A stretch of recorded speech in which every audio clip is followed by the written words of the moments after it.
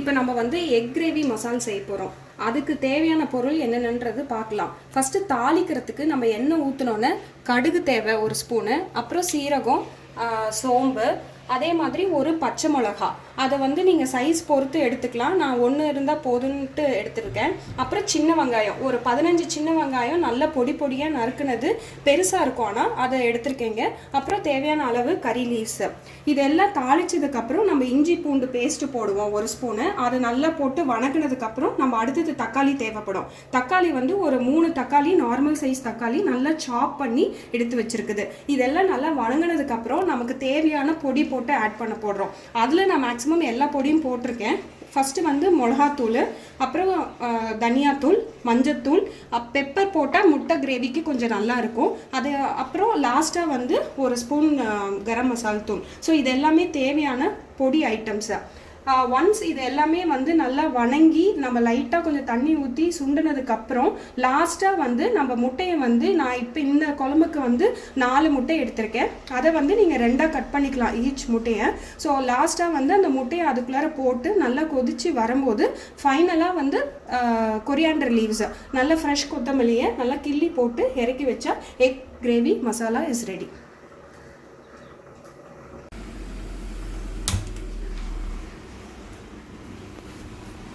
சட்டி நல்லா சூடானதுக்கப்புறம் தேவையான அளவு நல்லெண்ணெய் ஊற்றிக்கிறேன். நல்லெண்ணெய் ஊற்றினா கொஞ்சம் டேஸ்ட்டு ஜாஸ்தியாக வரும். அதனால் நான் இதுக்கு ஒரு 3 ஸ்பூன் நல்லெண்ணெய் ஊற்றிக்கிறேன்.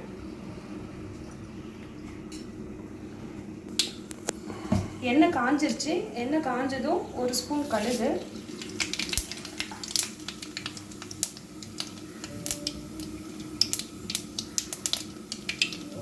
கடுகு பொரிஞ்சதும் 1 ஸ்பூன் சீரகம், 1 ஸ்பூன் சோம்பு,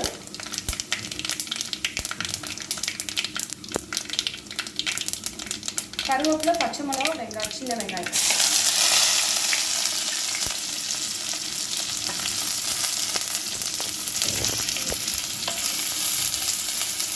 இதை நல்லா வதக்கிக்கலாம்.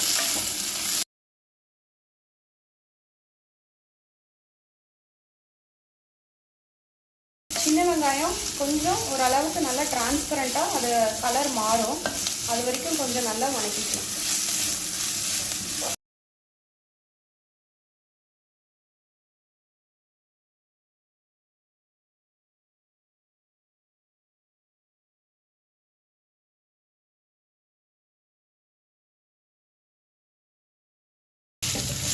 நம்ம சின்ன வெங்காயம் நல்லா சாப்பாக போட்டு கட் பண்ணி போட்டிருக்கிறதுனால சீக்கிரம் வதங்கிடும்.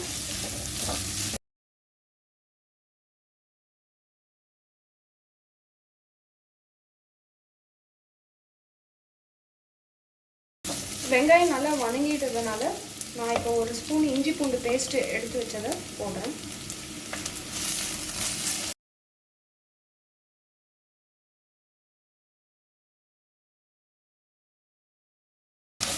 இந்த இஞ்சி பூண்டு பேஸ்ட்டு நல்லா வதங்கணும். ஒரு 2 மினிட்ஸாவது ஆகும். நல்லா வதங்கணும். இஞ்சி பூண்டு நல்லா வதங்கிருச்சு. இப்போ நம்ம பொடியாக கட் பண்ணி வச்சுருந்த தக்காளி சேர்த்துடலாம்.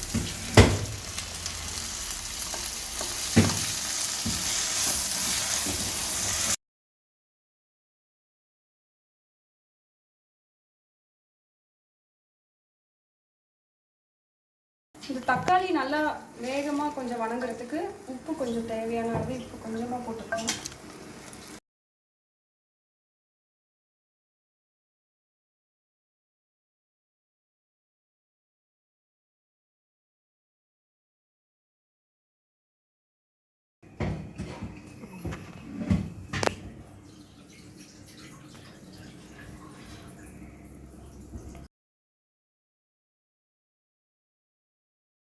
எக் கிரேவிக்கு தேவையான தூள் எல்லாத்தையும் போடலாம். 1 ஸ்பூன் மஞ்சத்தூள்,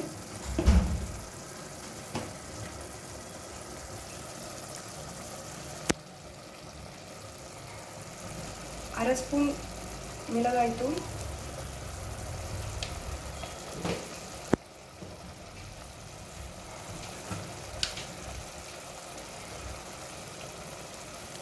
1 ஸ்பூன் தனியாத்தூள்,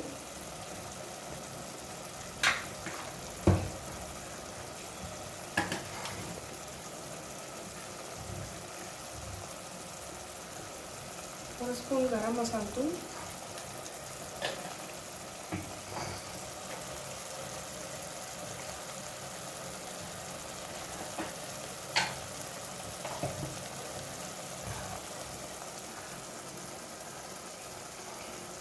ஒரு 1/4 ஸ்பூன் மிளகுத்தூள்,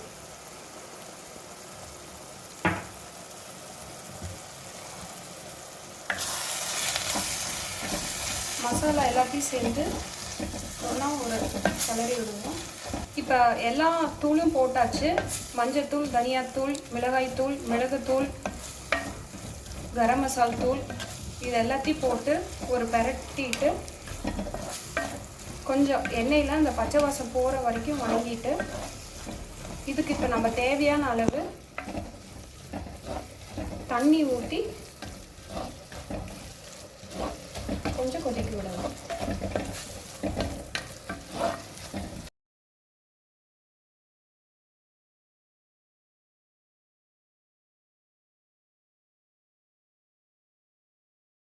இப்போ நம்ம போட்ட தூள் எல்லாம் ஓரளவுக்கு பச்சை வாசம் போய் நல்லா வணங்கிடுச்சு. இப்போ நம்ம இதுக்கு கிரேவிக்கு தேவையான அளவு தண்ணியும் உப்பையும் போட்டு கொஞ்சம் கொதிக்க விடலாம்.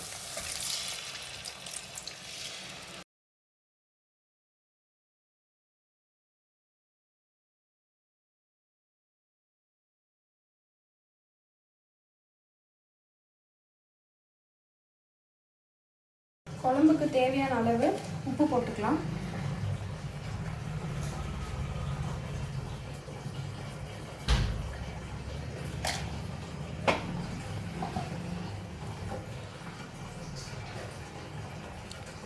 குழம்பு நல்லா கொதி வந்ததுக்கப்புறம் பாயில் பண்ணி வச்ச எக்கை 2ஆக கட் பண்ணி போட்டுடலாம்.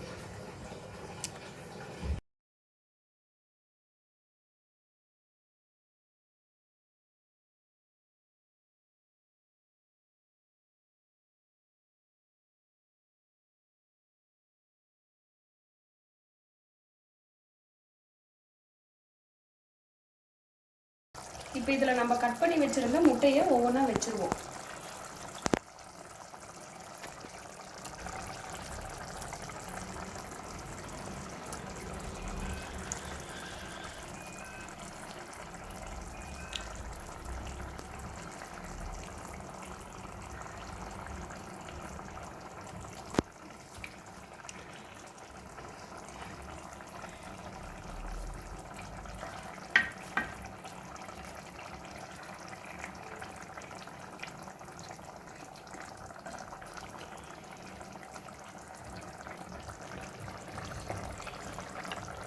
ஒரு 5 நிமிஷம் இது கொதிக்க விட்டால் போதும்.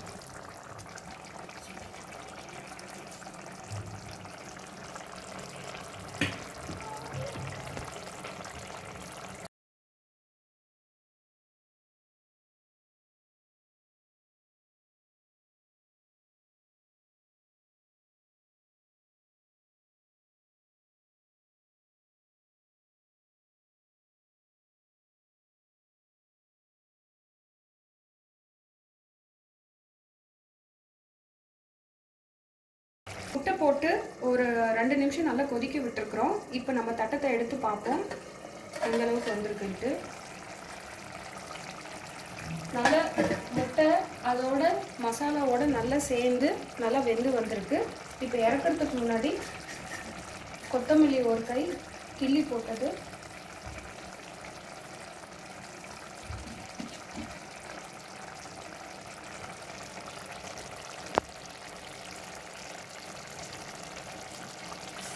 முட்டை மசாலா ரெடி.